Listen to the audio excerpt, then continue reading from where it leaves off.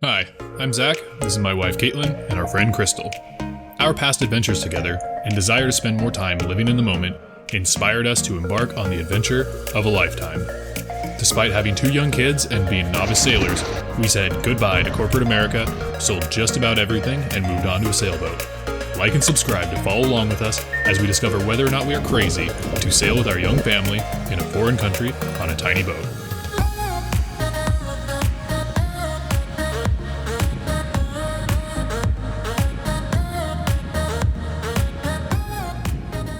We spent several days out at the island and had an amazing time.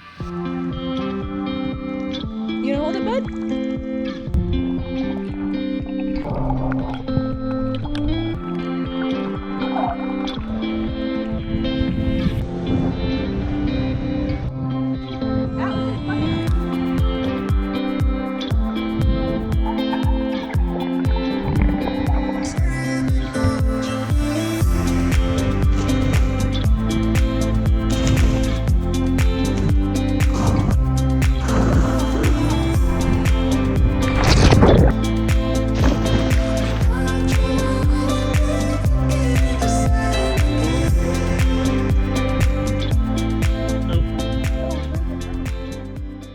Unfortunately, we were running low on fresh water and had to head back to La Paz to refill our tanks. Let's talk about water for a moment. In many ways, it's a cruiser's best friend. After all, we come here to sail on the water, play in the water, and explore under the water. We use fresh water to cook, rinse our bodies and our gear, clean up messes, which the kids are especially good at making, and of course, stay hydrated. But running out of fresh water while off-grid is not only uncomfortable and inconvenient, but downright dangerous. Fresh water is a scarce commodity, especially here in Baja, where it essentially doesn't rain the majority of the year. In fact, La Paz was experiencing a water shortage, and marinas were limiting or entirely shutting down their freshwater services while we were there. In light of all of this, we decided to take the hit in our cruising budget and order a water maker for our boat. However, as we waited for it to arrive, we still needed to fill our water tanks. Given the shortage, we had limited options on how we could get our tanks filled up. We ended up having to fill our tanks with jugs of water. This meant running to the freshwater station on shore, using our dinghy, filling up each jug, and ferrying them back to the boat over and over again until we were full. I set out early in the morning to get the process started before the heat of the day. Just cutting into the dinghy dock. Here this time of day it's very busy, so landing and getting a spot myself might be a little bit challenging, but we gotta do it for the water. Because we only had a couple small water jugs aboard, I went in search of some larger 5-gallon jerry cans to reduce the number of trips I need to make. So I just finished up going to the second store looking for a water jug. You'd think something like that would be widely available, but it's not easy to find. So this would be a whole heck of a lot easier and a lot of time saved if we had our water maker installed. Cannot wait. After searching all over town, I only managed to find one collapsible 5-gallon container. Water run 1 down. A lot more to go. I think this is round number 4 or 5 at this point. Still lots to fill. It's a lot of work. It takes up most of the day.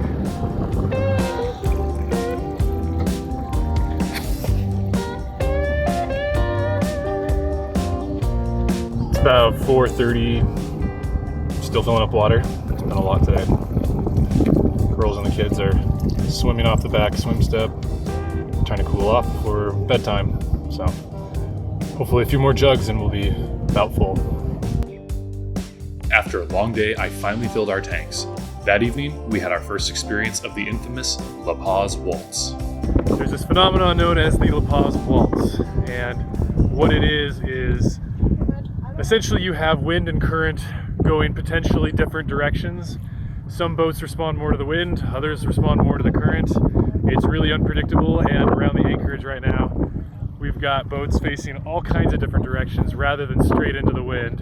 And so, yeah, it's pretty interesting. We just spun like 360 in the matter of like a minute or so. After a few days of dancing the waltz and ferrying water, our water maker had finally arrived and was ready to be installed.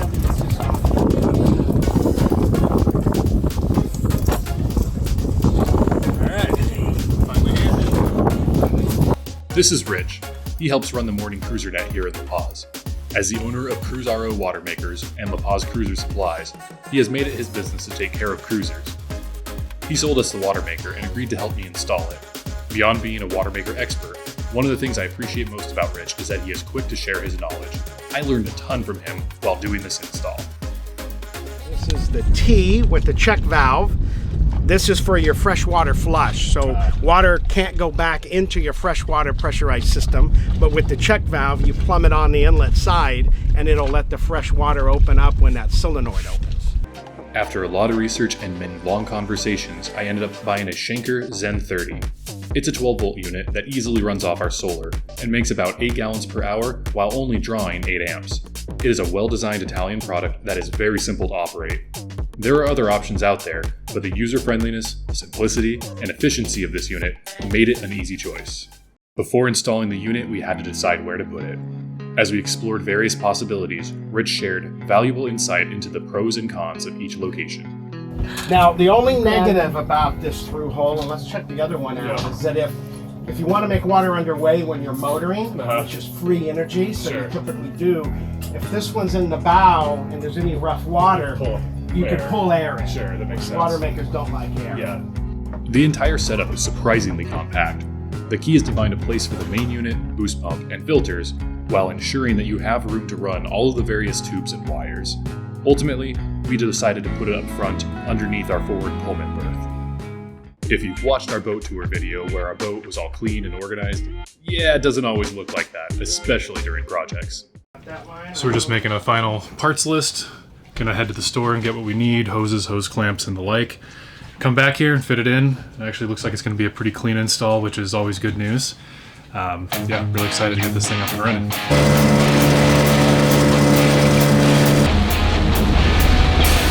So we've come into town and looked for some parts, get a bunch of hoses and fittings, hopefully find everything quickly and get working on actually mounting stuff. It's very exciting.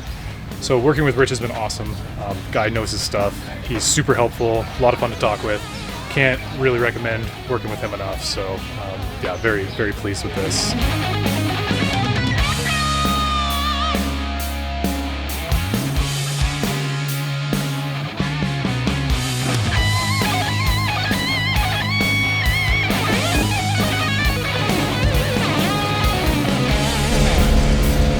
While I tore up the cabin to run the electrical wires from the unit to the nav station, Rich connected the fitting to the through hole and began mounting the boost pump and filters.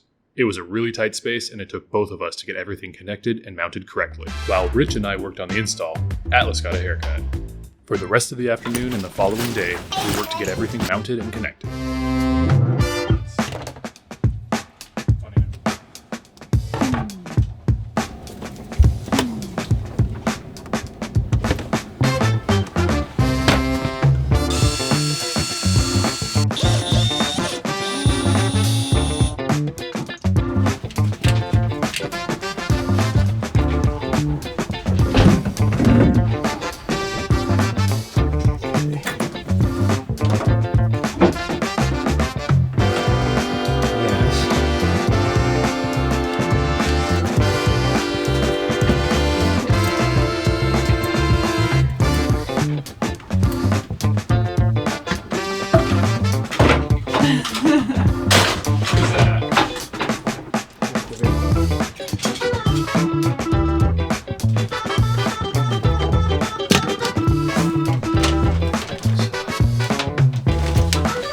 The installation itself was easy. The hard part that took the longest was running tubes and wire throughout the boat. We had to make a connection to an outlet through hole, but they were all located on the starboard side of the boat. Unfortunately, there is very little access to that side from port, so we had to make our own.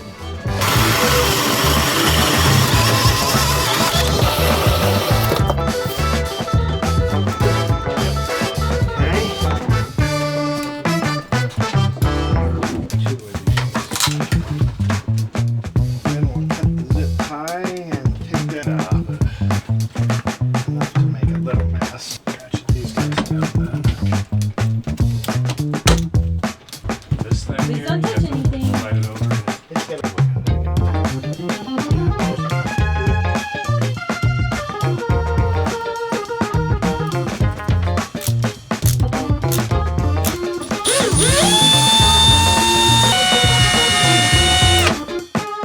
everything else mounted and secured, the last step was to mount the control and readout panels.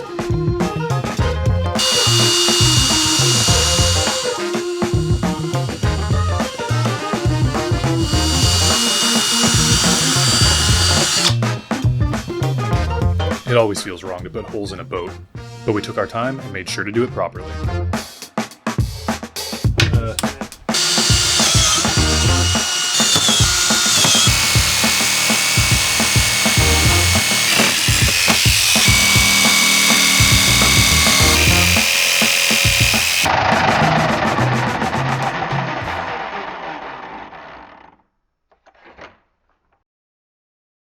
It was finally time to start up the water maker and test the quality of the water for the first time. This was a big moment for us.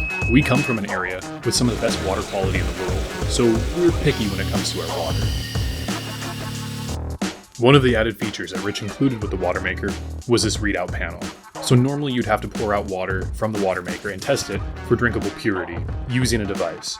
This added unit reads the parts per million as it flows from the water maker and displays the results in real time. This takes out a tedious step in the process and makes the water maker even more user-friendly. Alright, first taste test of the new water from the water maker. Let's see how it is. Cheers!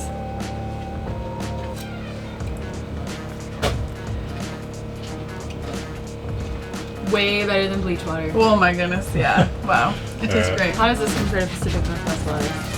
Here It's goes. really good. It made yeah. that out of salt water? Yep, that's amazing. That's really impressive. It's pretty cool. So you have to understand that we are extremely bougie and picky about our water. We come from a place where the water quality is like rated some of the best in the world, and this is phenomenal. This is really good. Oh yeah, our quality of life with water just got way better. So Yeah. awesome. I would cheers to you Yeah. if I had some too. Cheers. Thanks for watching. Please like, subscribe, and share these videos with your friends. If you want to support our adventure financially, click on the link to our Patreon in the description below. Thanks again for watching, and we'll catch you in the next video. Mid making sandwiches, checking out our water maker. It's like a lot of work.